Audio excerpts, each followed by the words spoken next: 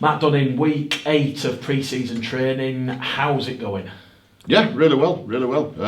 Happy New Year, mate. It's good to see you.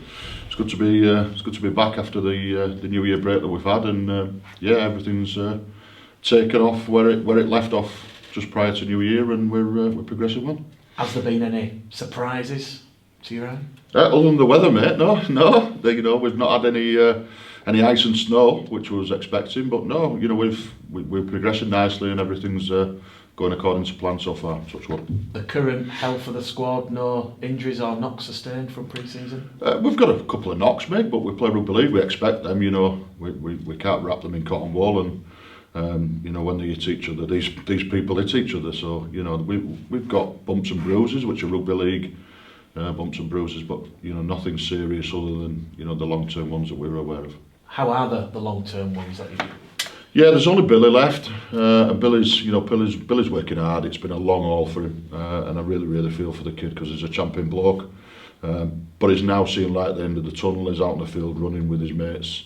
Instead of being stuck in the four walls doing rehab. That's tough. No matter how much you look at it, that it's benefiting yourself and getting you back to full health. It's tough, and it can be mundane at times. So delighted to see Billy back out there running with the boys, and fingers crossed he'll not be too far away. It's your first pre-season as head coach, Mark. How are you finding the challenges of changing the culture of the club? You've spoken extensively in the past about the culture had to change. Well, the challenge of change, that's a real good one. There's always a challenge of change, Mick, isn't there? It's a challenge of change every day and every week, and the cycles of change are determined by outcomes. So the pre-season this year has been different to the ones that the boys have been used to, and we've tried to be as meticulous as possible in how we designed it, and again, touch wood, it's going all right, but we're by nowhere near done. We're still in pre-season, and we will be right up until round 1 against Whiteham. I can't help but notice after the new year there's new signs here, all positive, a lot of famous speeches and quotes on there. What's the reasoning behind that, Mark? Positivity, mate, that's what it is. That's what we need to we need to be. The whole place has a different feel about it, and it's because we're trying to jump on the back of the positive momentum we've got, and everybody's tipping in, everybody's working hard for the cause, and everybody's on the same page of what that cause is and what the aim is from that. So as I say, it's going all right for now. We're content with everything that's going on, and we're excited for what happens in the future. And I guess it's not just about the culture of the club, Mark, but your ability to inspire players who perhaps weren't at their best last season. I did an interview with Dick Patton, who quite rightly said 2022 was one of the worst seasons he thinks he's had as a player, but he's said on the record you coming in here and changing the culture has brought about a more positive mindset for Deck in 2023. Good, that's my job. That's my job, and it's always difficult when you're trying to do things on the run, and you're trying to do things in between, games that are important, that have got an outcome base. So we've actually had a block of time now to be able to look at what we need to do, how we need to do it, and try and make the positive changes that you talk about. So you're not going to see me slap myself on the back or anything like that, but it's been a team effort, a group effort, but it's one that we're starting to see the results of. We've got some data that's 8 weeks old now, and the progression from week 1 to now is very, very good, but I want to see what it's like in another 4 weeks, when round 1 comes about and Whitehaven come to Odsal. The last time we spoke, you'd not announced the captain and the vice captain. That has since been announced as Michael Lawrence as captain and Boding Thompson as vice captain. What are the reasons? What's the background that decision-making process? Those multiple reasons, and first of all, I want to talk about the leadership group as a whole, because we've got some blokes in there that could quite easily have been captains. But the real positive is below that we've got a chunk of 8 to 10 senior players that could quite easily have been in the leadership group. You know, so when you look at that and you start to break that down, we've got a whole heap of leaders here, a whole heap of guys who are willing to roll their sleeves up, willing to put their hands up and say, I'll lead from the front. So, you know, while we've got two fantastic players and even better people in Michael and Bodine to lead the group, the leadership is only ever going to be as strong as its followership. You know, and the followers within that group and within the senior echelons of the group have been astronomical. Bodine obviously replaces Jordan Lilly. How was that? What's the thought process behind that, man? That one was really easy. That was probably the easiest one. And anybody that knows Jordan Lilly knows that Jordan Lilly's at his best when he worries about Jordan Lilly. When he's not carefree, but when his whole focus is his own game, what he can contribute to the team, what he can give to the team, how he can, you know, tip into the whole ethos rather than how can I get X, Y and Z to do their job, how can I make sure that happens and that happens. So it was all about saying to Jordan, I just want to see the best of Jordan Lilly in 23. I don't want Jordan Lilly to have to worry about the other 13, 14 people on the field and what they're doing. You know, just worry about Jordan Lilly, just worry about being the best Jordan Lilly you can be, and then everything else will take care of itself. Like you said previously, Matt, even though you've got Michael Lawrence, Bodine Thompson, you still have a lot of leaders that are going to be out on that field at any one time. Yeah, we have, and like I say, some of them are not in the leadership group. You know, so the leadership group is Michael, is Bodine, is George Flanagan Senior, Jordan Lilly, and Jack Walker. And again, if you look at the breakdown of the leadership group, purposely we've got Jack at 22, 23 years old, Jordan that little bit older. You know, George a damn sight older, I'm sure he won't mind me saying. And then we've got the vice captain and the captain. So we're trying to have a look at each breakdown of the group. So there's a young quartet, there's the middle unit players, then there's the more senior players, and they've all got representation within that group. So, you know, it isn't just somebody's face fitting, it's really deeply thought about. And then the people underneath that, you know, are really, really contributing to what will be a strong leadership group as well.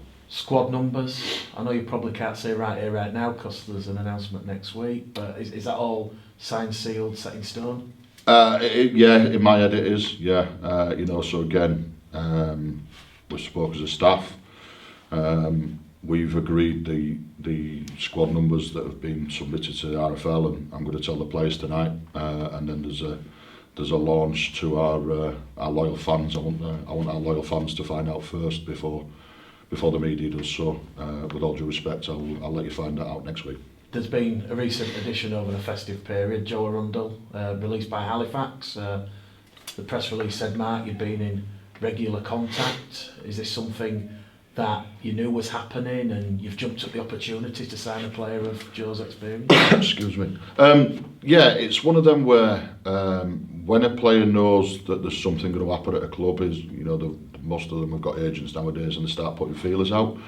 And I received a call from his agent to say that this might be happening and would there be any interest. So I had an inclination that something would happen.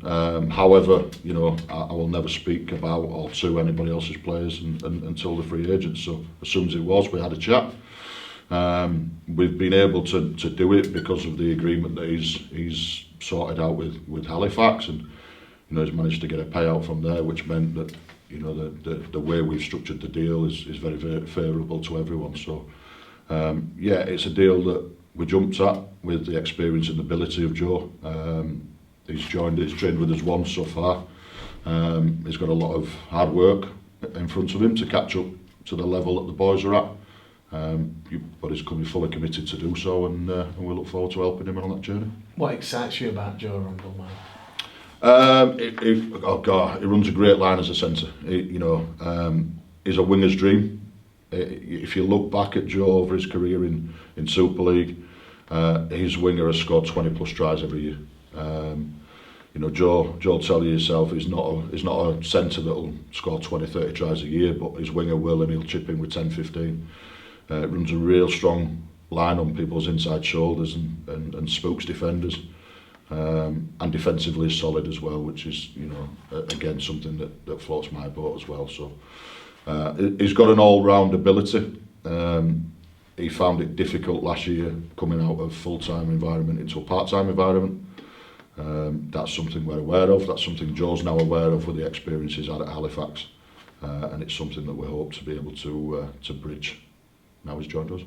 Been a couple of departures, Desmond Walker being one of those, Mark. What's the reasons behind that? Yeah, I'm glad you've asked me about that, Mick. It was really unexpected, and you know, I just want to put out there that the reason that the club and myself haven't come out and said anything is because we've honoured Dalton's wishes. He had some troubles going on that were personal troubles, you know, and private troubles, and because of them he had to return back to Australia.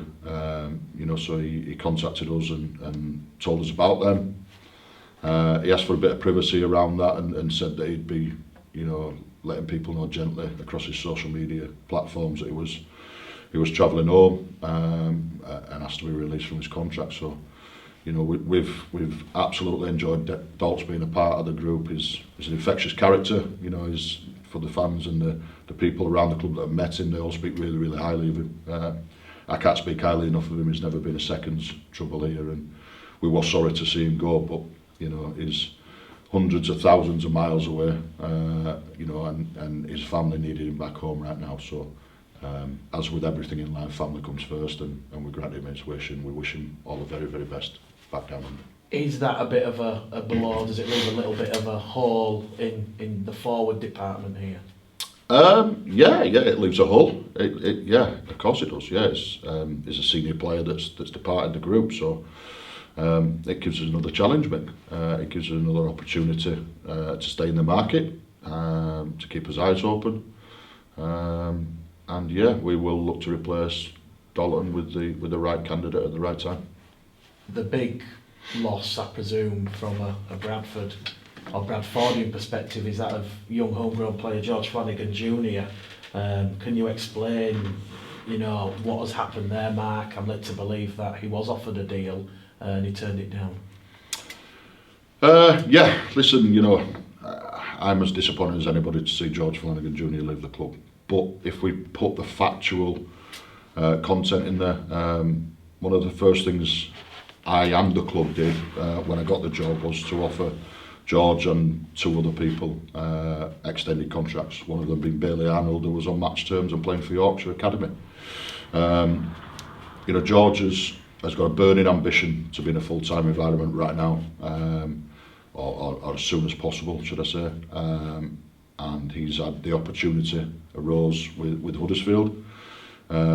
He's a Bradford kid through and through, but he knows he's got a short playing career, as all these players have, and the desire to play Super League in a full-time environment was just really, really strong for George. So we offered George an improved deal, but George saw fit to accept the deal from Huddersfield, and again, while we don't like it, everybody in the organisation understands what's best for George, and we wish him all the very, very best.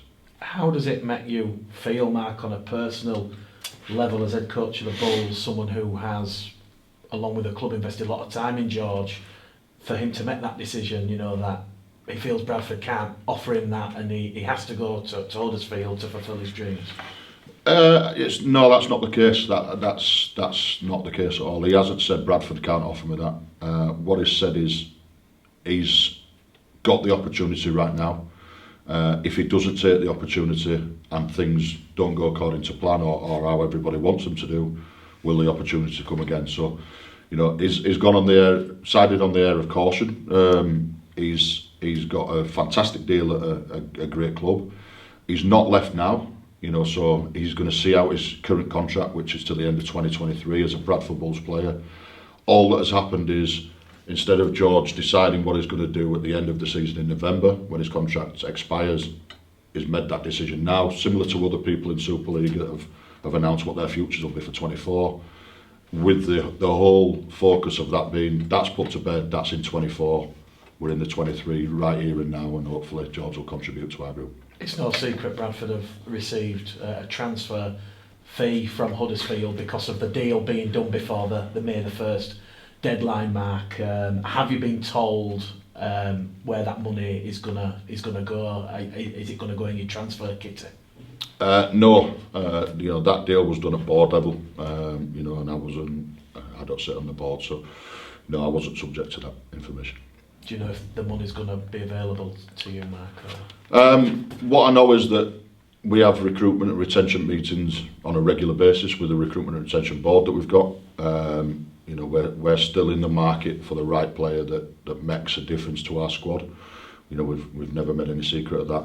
I'm a big fan of recruitment being a 12 months process rather than a 2 months process. So, we're in the market for the right player at the right cost that doesn't go over our budget that was set at the beginning of the season. So, we're talking to a few people at the moment in time, but there's no rush. We're absolutely content with where we're at, and when the right person comes along at the right time, at the right cost for this club, then we'll look to act. Is there any update on Mr. Appo's visa and his arrival in this country? Yeah, we've paid to fast track his visa. So we're very, very hopeful that within 2 to 3 weeks we'll have some confirmation, and Kevin will be on the plane to a little bit colder climates than he's used to at this moment in time, but we'll give him a couple of jumpers and acclimatise him as soon as we can. It's been announced, Mark, that you've confirmed a fourth pre-season fixture a day before the Whitehaven home game, a trip to Workington. What's the reasons and thought process behind that? Yeah, we would have played Boxing Day if we could, and that would have allowed us to give the whole squad some game time. We're going to give as much game time to as many people as we can against Dewsbury, and then we'll take a few less against Huddersfield, a few less again against Leeds before we lead into the season. So a couple of the people on the periphery of the squad I would have liked to give some game time. I won't be able to, or not as much as I'd want to.